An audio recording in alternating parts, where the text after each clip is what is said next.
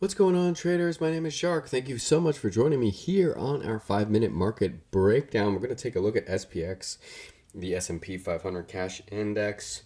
As we've just gone through FOMC, the new Fed chair has made his first appearance, and we can see overall kind of the tone of what has been set here, at least from the markets digesting what he had to say. S&P down about 91 points, filling the gap that we did open up with on the Monday session, and we're kind of back here in this high traffic area, right here in between 74.43 and 7400. Basically, I think that was pretty much the low today. Let's see real quick.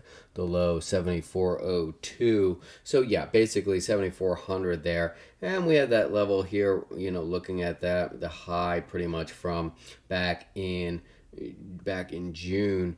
And we have closed back below the 9 and 20. However, I don't really take this as a true close quite yet. Let's see if we get two more days underneath this 9 and 20, which right now is sitting at the highest one is the daily 9 EMA at 74.54.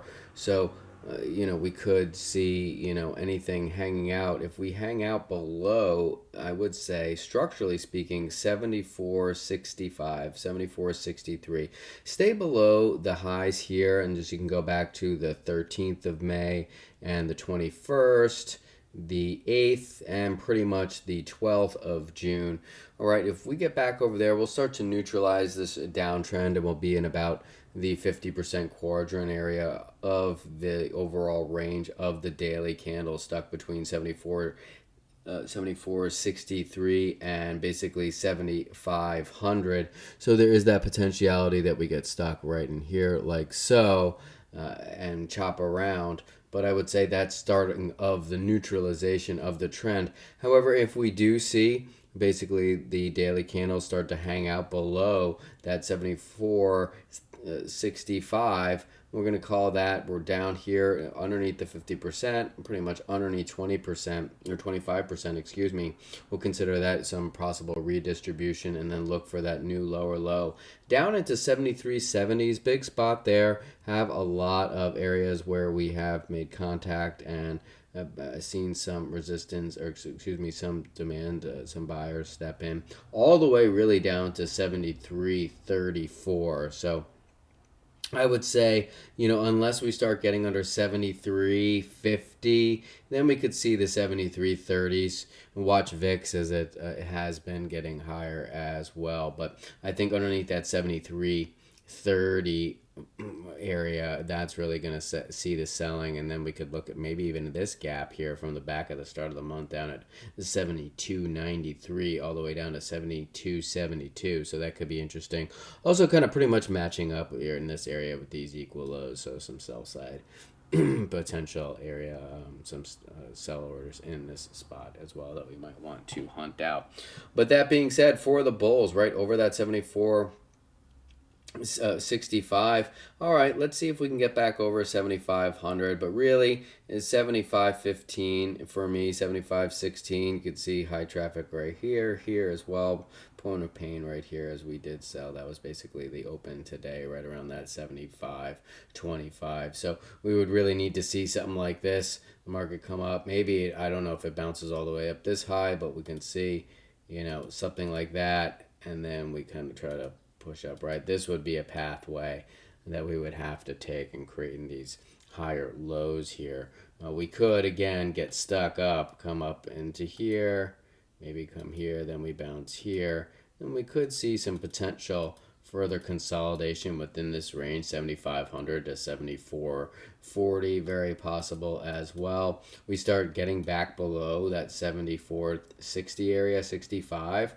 Well, then I'd be a little bit thinking here, especially if we traded up here, that we'd have a little bit of overhead inventory, and we would be able, and we could say something like this, and then we would be able to say, okay, all these people are trapped right here, all these traders are trapped, and let's see about actually displacing and making that lower low. And even if we don't catch this trade after we displace, right, we'll just wait for that retest, and then we can going that way for a bear path as well. So that's pretty much everything I got for SPX. We've got our daily levels mapped out here. Let's see what happens. Everything's really been buy the dip so far. Overall, as bad as it starts to look, it has been buy the dip. We don't have the total finalization with the conflict in the Middle East yet, so that is supposedly around the corner. I mean, if you're a pattern person as well, I mean, is this a shoulder, head, shoulder, a little inverted head and shoulders? I don't like them as much at the top of the trend like this, but certainly something you could consider as well for a upward momentum move. But at this point, the neckline probably, is around here in the 75 80s area. Get over that, all-time highs, and then we're clear for that 7,700 on SPX. So, all right, guys. Well, thank you so much for joining me. Again, if you enjoyed, don't forget, like, subscribe, share, comment. Tell me what you think. Higher, lower. I'd love to see lower personally. Pretty much at the median here. We're not even overbought, oversold. Let's take a quick look at the weekly just to see how this is shaping up. Gonna get a blank chart here. All right, this is another view it's worth, I guess, looking at.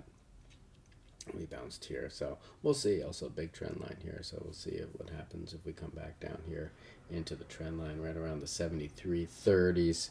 And very interesting area. Certainly, if we get behind, then we can look. A little bit extended still from the 20 on the weekly, but it's okay. This can still float up. Still holding the 9.